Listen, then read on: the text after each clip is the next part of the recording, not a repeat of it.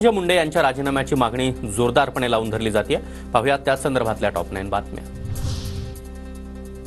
अजित पवार आणि धनंजय मुंडेंनी मुख्यमंत्री देवेंद्र फडणवीसांची भेट घेतली। 2 मोठ्या भेटीनंतर धनंजय मुंडेंचा राजीनामा न होण्याचे संकेत।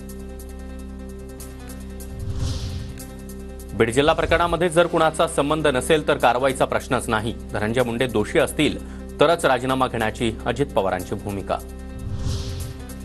धनंजय मुंडेंच्या राजीनाम्याबाबत अजितदादांनीच निर्णय घ्यावा। भाजपचा राजीनामाशी संबंध काय? आमदार सुरेश धस यांचं वक्तव्य। निर्णय घेतील आणि अजितदादांनीच निर्णय घ्यावा। तो राजीनामा अजितदादा घेत नाहीत। अजितदादांनी घ्यायचा का नाही हा अजितदादांचा प्रश्न आहे। आमचं जरा लांबचं नातं आहे ना, आम्ही भाजपवाले आहोत। सुरेश धस भाजपातले खालचे कार्यकर्ते। धस काय बोलतात याच्याशी मला देणं घेणं नाही। वरिष्ठ नेत्यांचं मत महत्त्वाचं। अजित पवारांचं सुरेश धस यांना प्रत्युत्तर। महामंडळ नेते मंडळी नाही, खालचे कार्यकर्ते। नेते मंडळींशी मी संपर्कात आहे। तुम्ही कुणाला नेते समजता ते मला माहिती नाही। सत्ताधारी पक्षातील लोक अजित पवारांना टार्गेट का करत आहेत? राष्ट्रवादी काँग्रेस पक्षावर इतका अटॅक का होतोय? धनंजय मुंडेंवरून खासदार सुप्रिया सुळे यांचा सवाल। आणि किती किती नेते मी तुम्हाला दाखवू। ह्या सगळ्यामध्ये राष्ट्रवादी काँग्रेस अजित पवार यांना टार्गेट केलं जातंय का असं मला सारखं वाटतं। आणि सत्ताधारी लोक जास्त अटॅक करतात।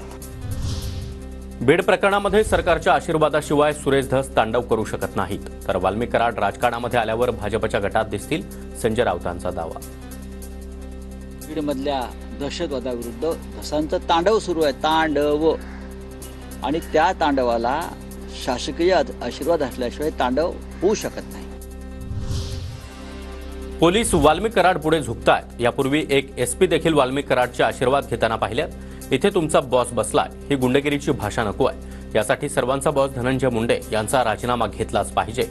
अंजली दमानिया यांची मागणी।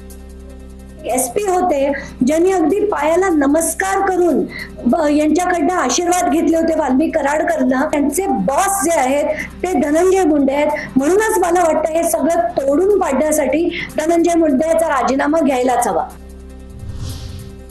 पालकमंत्री अजित पवार 30 जानेवारीला बीडमध्ये जाणार। जिल्हा नियोजन समितीची महत्त्वाची बैठक होणार। पालकमंत्री पदाची सूत्र हाती घेतल्यानंतर अजित पवारांचा पहिलाच बीड दौरा। माझ्या राजीनाम्याबाबत अजित पवार आणि फडणवीसांना अधिकार। कुणीही माझ्या राजीनाम्याची मागणी केली नाही। धनंजय मुंडे यांची प्रतिक्रिया। माझी राजीनाम्याची मागणी कुणी आतापर्यंत केलेली नाही। मी राजीनामा द्यावा की न द्यावा याबाबतचं सर्वस्व जे काय आहे ते आदरणीय मुख्यमंत्र्यांनी आणि उपमुख्यमंत्र्यांनी स्पष्ट करावं।